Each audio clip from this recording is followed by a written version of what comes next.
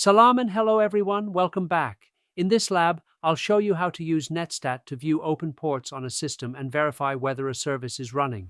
We'll first use Nmap to identify a machine running VNC on port 5900, then uninstall VNC, and finally run Netstat again to confirm that the port is closed. This lab demonstrates how system administrators and security professionals can use basic tools to monitor active ports and ensure unnecessary services aren't exposing vulnerabilities. Let's get started.